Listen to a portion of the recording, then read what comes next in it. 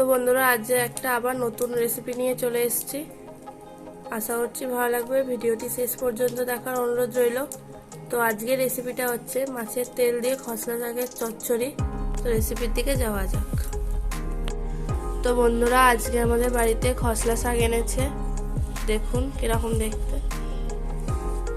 তো আজকের রেসিপিটা হচ্ছে খসলা শাক মাছের তেল দিয়ে খসলা শাকের চচ্চড়ি।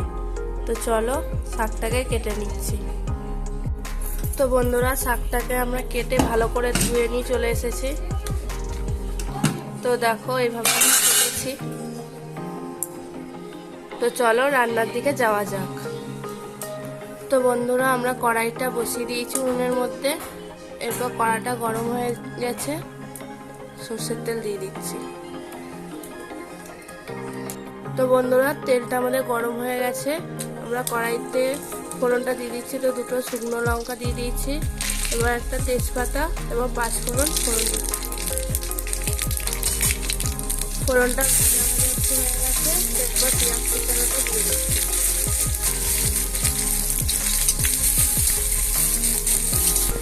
তো বন্ধুরা পেঁয়াজটাকে আমরা একটু হালকা ভেজে নেব। এর সঙ্গে আমরা দিয়ে দিচ্ছি টমেটো কুচি এবং কটা চেরা কাঁচা লঙ্কা। এরপর এগুলোকে ভেজে নেবো একটু।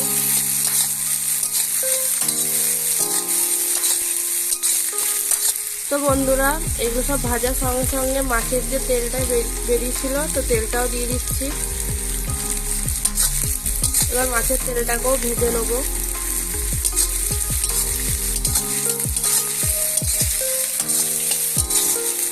তো বন্ধুরা মাছের তেলটাকে এইভাবে আমরা একটু কেটে নিচ্ছি খুন্তি দিয়ে।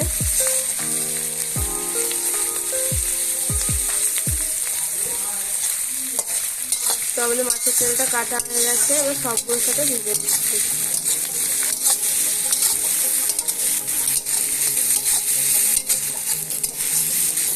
তো বন্ধুরা মাছের তেলটাও মশলাটার সাথে কি সুন্দর ভাজা হয়ে যাচ্ছে, দেখুন।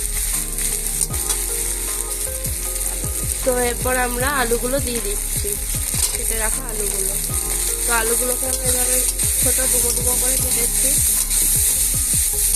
এরপর সবগুলোর সাথে হালকা একটু ভেজে নেব। তো বন্ধুরা এরপর আমরা কেটে রাখা বরবটিটাও দিয়ে দিচ্ছি। এবার এটাকেও একটু ভেজে নেবো বরবটিটাকে। তো বন্ধুরা আমরা এর সাথে দিয়ে দিচ্ছি পরিমাণ মতো নুন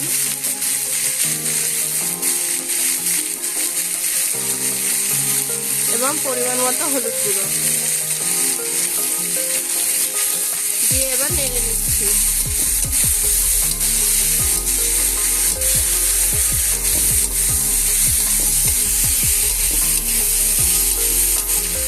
তো আমরা সামান্য পরিমাণে একটু লঙ্কা গুঁড়ো দিয়ে দিচ্ছি, দিয়ে এবার সবগুলোর সাথে মিশিয়ে দিচ্ছি।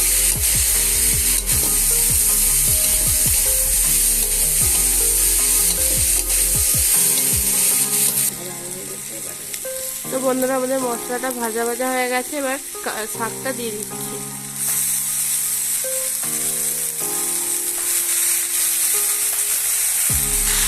তো এবার শাকটাকেও মশলাটার সাথে ভেজে নেবো।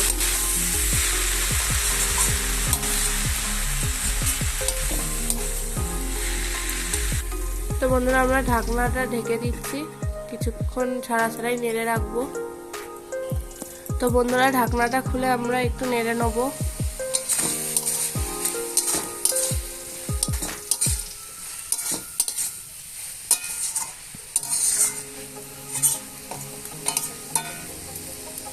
আবার একটু ঢাকনা দিয়ে ঢেকে রাখবো। আবার ঢাকনাটা খুলে আবার একটু কিছুক্ষণ নেড়ে নেব।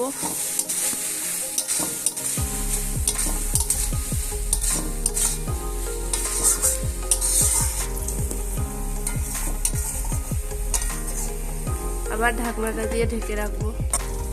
তো বন্ধুরা এবার আমরা ঢাকনা খুলে সর্ষে বাটা দিয়ে দেবো, একটু নেড়ে নিচ্ছি।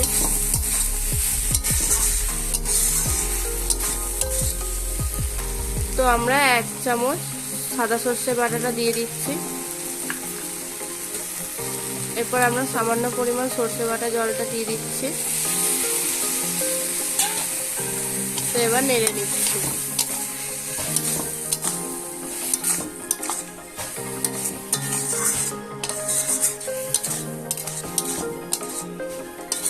তো আমরা এর সাথে দিয়ে দিচ্ছি সামান্য পরিমাণ স্বাদ মতো চিনি। তো আবার একটু নেড়ে নিচ্ছি।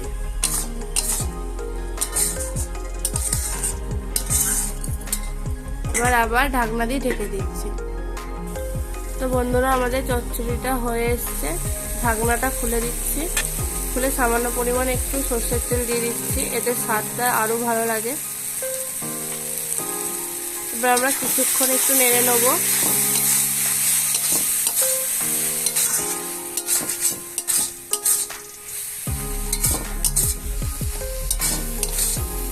তো আমরা এই খুন্তি দিয়ে একটু আলুগুলোকে একটু থেঁচে দেবো এইভাবে।